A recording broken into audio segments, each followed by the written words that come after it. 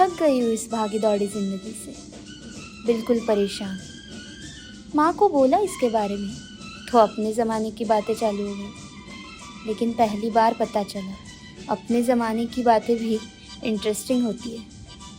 बातों बातों में माँ ने उस जगह के बारे में बताया जहाँ वो जाया करती थी जब वो मेरी उम्र की थी। तो सोचा क्यों ना वही चला जाए, अपने रेणुका जी।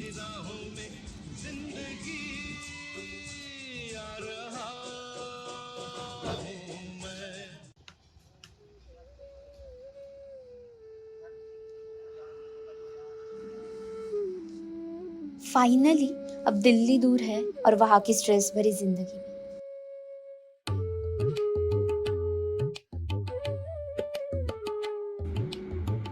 कुछ अलग सा है इस हवा में, एक चैन सा है। और पूछो अगर यहाँ के लोगों के बारे में तो काफी समय के बाद किसी अनजान ने मुस्कुराते हुए बात की है। मंदिर पहुंचने के बाद हम चारों दोस्तों के पैर एक जगह पे टिके ही नहीं। कोई मंदिर में है, कोई मछलियों को दाने डाल रहा है, तो कोई पंडित जी से मंदिर के बारे में बात कर रहे हैं।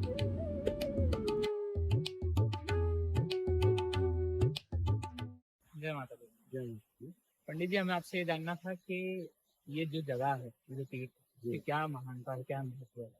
इस महर्षि जमदग्नि जी भगवान परशुराम जी के पिताश्री हैं और माता रेणुका जी माता। एक दिन महर्षि जमदग्नि जी और माता रेणुका जी ने एक यज्ञ किया। उस यज्ञ के लिए जल भरने के लिए माता रेणुका जी को इधर श्री रेणुका जी तीर्थ में, जहाँ आज ये लेक बने हुई है, यहाँ पर वापस जाते समय उनको किसी कारणवश लेट हो गई। जैसे लेट हुए तो महर्षि जमदग्नि जी बहुत क्रोधित हो गए कि आप इतनी देर तक थे कहीं। उन्होंने काफी उत्तर दिए लेकिन उनके दिल को संतुष्टि नहीं। फिर पता चलता है कि मुझे मेरे पिताश्री ने आश्रम बुलाया है। आते हैं, अपने पिताश्री से कहते हैं कि पिताश्री मुझे आपने क्यों याद किया है। तो महर्षि जमदग्नि जी कहते हैं कि बेटा अपनी माता का सर वध कर। ये पितृ भक्त थे, पिता की हर आज्ञा का पालन किया करते थे। तो जैसे ही इन्होंने इनको आज्ञा मिली महर्षि जमदग्नि जी अपने पिता द्वारा, तो इन्होंने अपना परशु उठाया जो इनको शिव ने दिया था। पहले इनका नाम आत्माराम था और जब से इनको शिव द्वारा परशु मिला, उस परशु से पिता के कहने पर इन्होंने अपनी माता का सर वध कर। तो भगवान परशुराम जी को कहा गया कि बेटा कहो इसके बदले में मैं आपको क्या वरदान दूं। तो भगवान परशुराम जी कहते हैं कि पिताश्री मेरे पास सभी कुछ है, मुझे किसी चीज की कमी नहीं है। मुझे देना है तो पहला वरदान मेरी माता का सर लगा के दीजिएगा, ताकि संसार में कोई प्राणी मुझे माँ का हत्यारा कहकर ना देखे। तो महर्षि जमदग्नि जी को वैसा करना पड़ा। उन्होंने जल का छींटा मारा, माता जी को पुनर्जीवित कर दिया।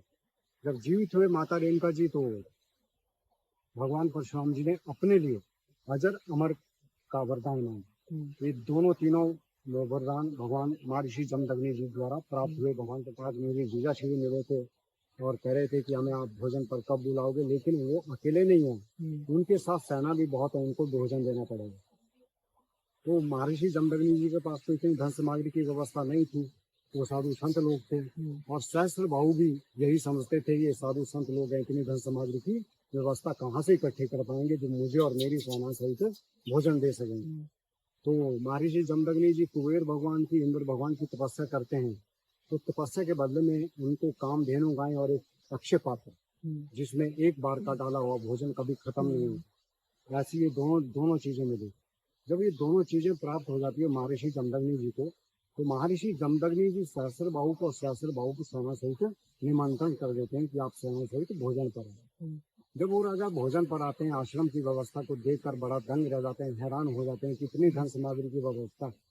यदि एक राजा होते हुए मुझे इकट्ठी करनी पड़ती तो शायद मैं नहीं कर पाता, क्योंकि हर सैनिक को एक सोने की थाली में खाना परोसा गया था, हजारों किस्म के पकवान पके हुए थे। तो जिस समय तक वो भोजन पाकर अपने वापस महल लौटने की तैयारी करते हैं वो राजा, उस समय तक एक नाई उस कामधेनु गाय की पोल खोल लेती है। ये सब कामधेनु गाय का परिणाम है, इसी की वजह से आश्रम में व्यवस्था हो रही है। तो इस चीज के पीछे इन दोनों साधु भाई के बीच में युद्ध होता है। उस युद्ध में महर्षि जमदग्नि जी का वध हो जाता है। बाद में माता जी का पीछा करते हैं मारने के लिए सहस्त्र भाऊ। तो माता रेणुका जी जिस कूप से जल भर कर ले जाते थे, उसी कूप में आकर वो जल समाधि ले लेती है, जिसके आगे लेक बने हुए हैं। श्री रेणुका जी तीर्थ में जो लेक है, ये माता का जहर रूप है। जो केरल में कन्नूर जगह है, वो भगवान परशुराम जी को समुद्र भगवान जी द्वारा दी गई। लेकिन बाद में वहां पर जाकर भी ये सोचने लगे कि मैं तो यहाँ पर भी अपनी माता श्री से बहुत ली। 10वीं से पूर्णिमा तक 5 दिन का मेला रहता है। उस दौरान भगवान परशुराम जी अपनी माता के दर्शन के लिए श्री रेणुका जी तीर्थ में पहुंचते हैं 10वीं को।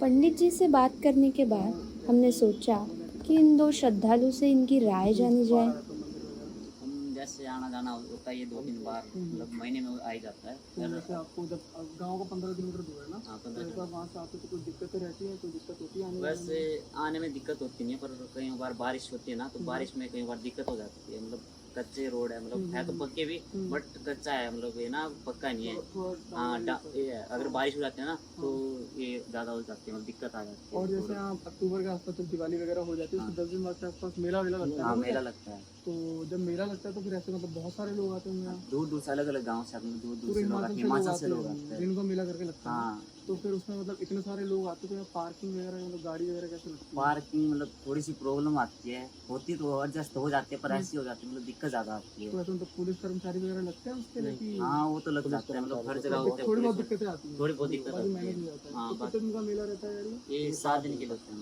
7 दिन तक। तो जैसे 7 दिन का मेला है तो लोग आते होंगे, तो कोई 2 दिन रुकता होगा, 4 दिन रुकता होगा। हाँ, कुछ तो आश्रम भी है, रहने के लिए 2-3 आश्रम है, उधर भी लोग एडजस्ट हो जाते हैं, अच्छा। और कुछ ऐसे इधर उधर हो जाते हैं। ऐसे ना, अब पर जब थोड़ी बहुत दिक्कत आती है तो आसपास के गाँव वगैरह में हाँ, कुछ आस गाँव में भी चले जाते हैं। चलो ठीक है, ठीक है, ठीक है।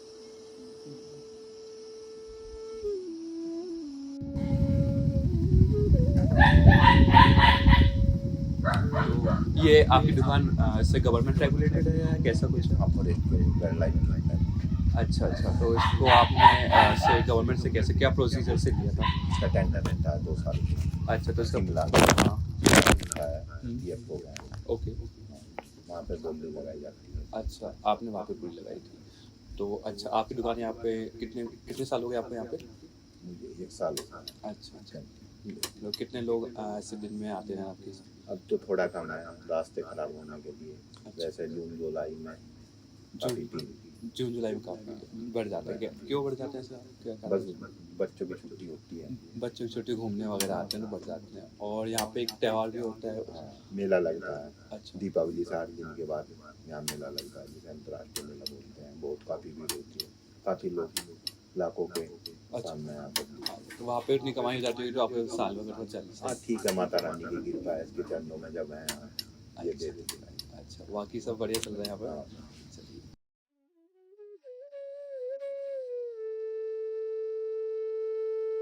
सभी लोगों की बातों में जो एक चीज़ कॉमन थी वो था रेणुका ताल, जो माता रेणुका जी के आकार में है। जैसे सुना था वैसा ही एकदम। परिक्रमा करते समय हमने देखा कैसे रेणुका माँ ने तालाब का आकार ले रखा है। उनके हाथ, उनका सर, उनके पैर सब साफ नजर आया। मैं अनंतनाग रेजर्वेशन वन्य प्राणी हमारे जू में 7-8 किस्म के जानवर हैं, जैसे स्वर्प डियर हो गया, सांबर हो गया, पार्किंग डियर है, स्पॉटेड डियर है, ऑफ डियर है, और कुछ हमारे पास मेमन में है अपने डियर, ब्लैक डियर है, लेपर्ड है। और इसकी देख रेख के लिए हमारे पास 4th क्लास के 7 एम्प्लॉइज हैं, और टोटल जो हमारे पास फर्स्ट गार्ड ऑफ यूज़ है वो है हमारे पास 5। तो जब 1 लाख लोग आते हैं तो इतनी व्यवस्था में आप कुछ रोल प्ले करते हैं? हमारा मेले के दौरान तो हम कोई टिकट नहीं लगाते, उस टाइम फ्री होता है। और बाकी हमारा थोड़ा सा भी चलाया हमने टिकट का, जो जू देखने के लिए जाएंगे उनको टिकट लेंगे तो अपने श्रद्धा से परिक्रमा और कोई रूम्स वगैरह भी अवेलेबल कराता है? हमारे पास एक रेस्ट हाउस है, उसमें 4 रूम हैं। और अंदर जू में जाने के लिए हमने बैटरी व्हीकल का अभी कैंडल लगाया हुआ है। कैंडल तो वो अभी जैसे बरसात की वजह से थोड़ा बंद है, तो वही उसका अपनी गाड़ी है। और बताइए, उसके अलावा और कोई स्पीशीज इस जू में इसके लाने की? अलावा स्पीसीज तो हमारे जो ऊपर सेंचुरी में है, हाँ, वो तो ऊपर में है ही। हाँ बाकी जू में यही स्पीसी है। बाकी अभी हमारा एक चला हुआ है टाइगर का एक पेड़ हमें उसका- अच्छा अच्छा। हाँ, उसका टाइगर का भी क्लोजर और बनाया जा रहा है। टेंडर हो गया उसमें, तो कोई आ जाए अपना उसको। और ये जो डैम बन रहा है इसकी वजह से कुछ दिक्कतें डैम से हमें तो जो एरिया वो कवर कर रहा है जो डैम, तो उससे जो फौना या जो वाइल्ड लाइफ है अपनी, उस पर जो इफेक्ट, मतलब कितना % आपका इफेक्ट हो रहा है उसको आपको? नहीं, हमारा तो 49 हेक्टर है वो डैम उसमें गया एरिया। हमें उन्होंने 50 हेक्टर दिया है, उसके 49 लिया 50 दिया है। तो हमारा तो उधर ऐसा कोई मतलब ऐसा कोई मेजर इम्पैक्ट मेजर किसी का भी कोई नहीं। Thank you so much. Thank you.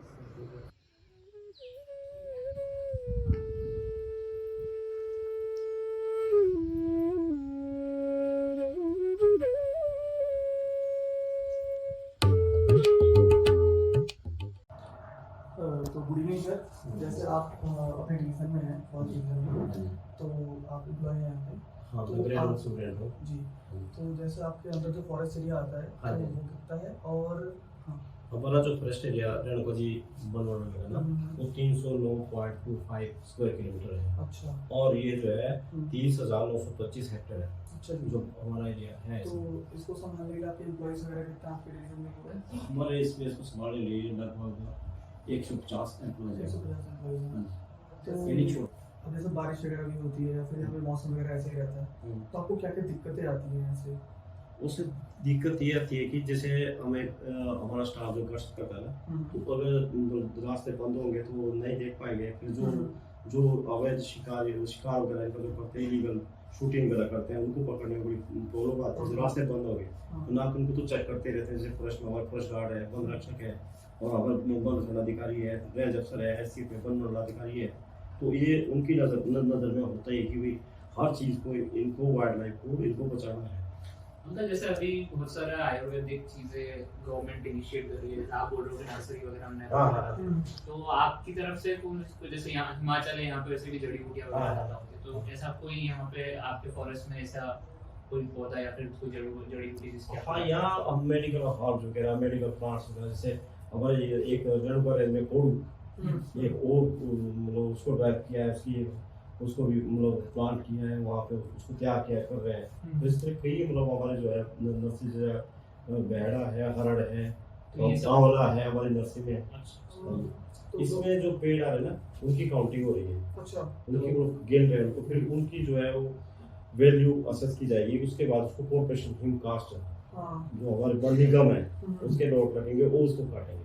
अच्छा तो इसकी वैल्यू कैसे असेस करते हो? इसकी वैल्यू के लिए इसके एक टेबल बने हुए हैं, गवर्नमेंट इसके प्राइस फिक्स करती है, अच्छा, उसके मुताबिक उनकी। तो फिर वही वैल्यू फिर आप उसको वापस से रिप्लांट करते हो?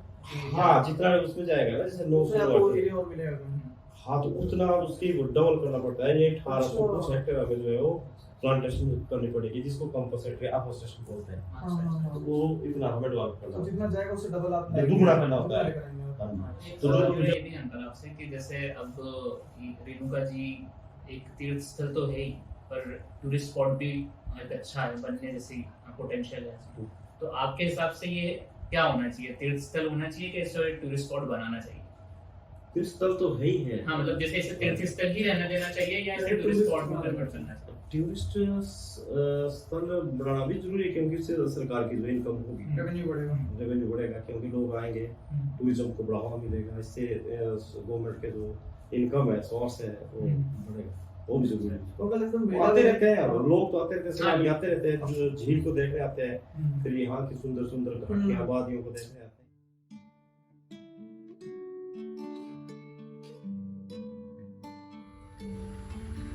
I shall be telling this with a sigh, somewhere ages and ages since. To roads diversion a wood, and I took the one less traveled by, and that has made all the difference. It has almost been 10 days I came back from Renukaji. The journey had a significant impact on me. From the adventurous ride of a bus to peaceful, calm, and religious feeling that place has offered to my soul. But of all the interaction I had with the people of Renukaji, it left me with many questions and dilemmas. I started my journey to Renukaji as a traveler who was just excited to explore this beautiful place. But after the visit, I returned as a pilgrim.